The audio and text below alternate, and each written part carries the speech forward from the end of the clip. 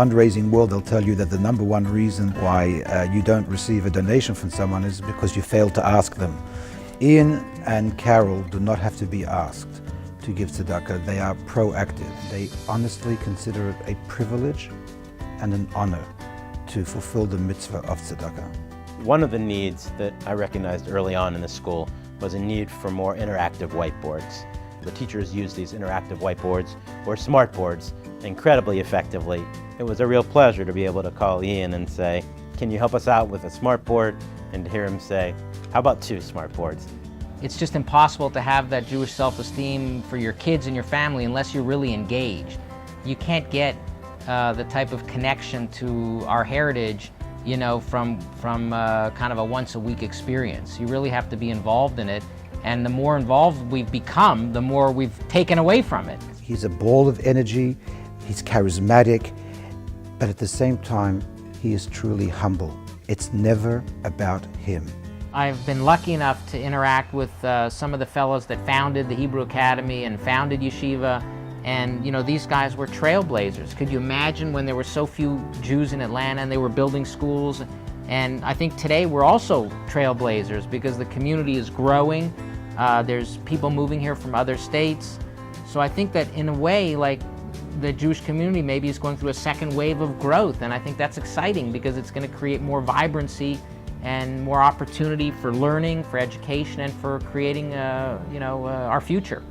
You know, Carol serves on the board. Her work as secretary and her opinions and involvement in committee work are invaluable. Relative to all these other high schools out there, you know, they don't have the most beautiful building, and they don't have so many choices in extracurricular, and they're having dual, you know, a Hebrew and a Judaic, you know, secular intense program.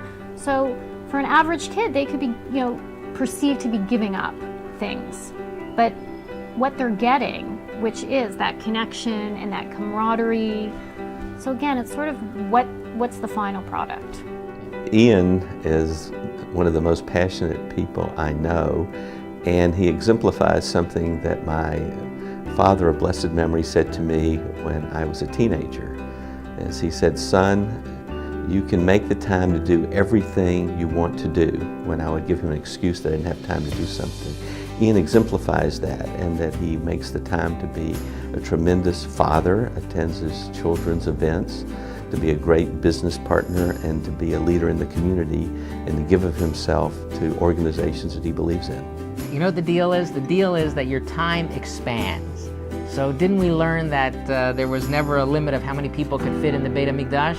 Because it just expanded, right? It just expanded. Well, that's how time is. If you're going to fill it up with useful things, productive things, you're going to find time.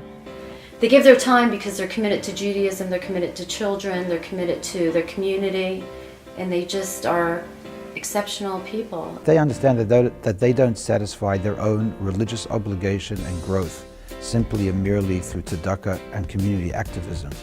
What is so impressive about them is that they are also engaged religiously and spiritually. And actually you can see the growth in them and the greater commitment to prayer, to study, to mitzvah observance as they get more involved on the community level also. They're the type of people that not only are they out in the community in public roles and being incredibly giving of their time and their resources, but they do so in private as well, in a way that other people don't see. It is a big part of our life. The kids are very in tune to the idea that if you can afford to do something, you should. That sense of menschlichkeit and Jewish commitment is very natural to them, and so natural that the kids pick it up, and the kids embody it as well. Their 4 children embody those values of menschlichkeit and commitment to the Jewish community and a connection to Hashem as well.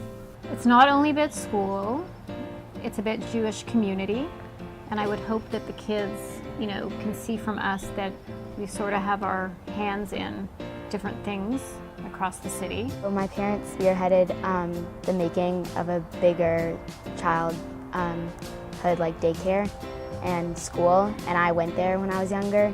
So it's like great to see that they continued it and they're trying to help other like young children, because that's where I started. They don't really sit to us and talk about tzedakah. They just their actions are so vivid that it'd be hard to not see it going on. Like when the rabbis come to the door, they always give, like every time mostly. For my parents, it's not enough to be in the community. Rather, it's about being active members who give of themselves wholeheartedly. Whether it be weekly shir or schedules based around board meetings, the community ranks as a high priority. Their passion for growth and Torah learning allows myself, my family, and others to learn from their example. Their achievement in the Atlanta Jewish community instills a sense of pride that makes it my pleasure to be Ian and Carol Ratner's daughter. Miss you, love you.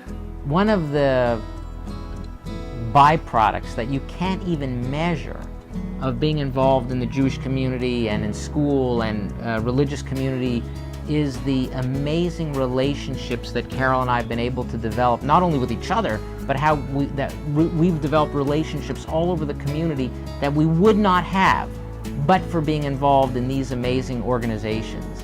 And it has made life so much more enjoyable to have relationships with people that we wouldn't know if we weren't involved.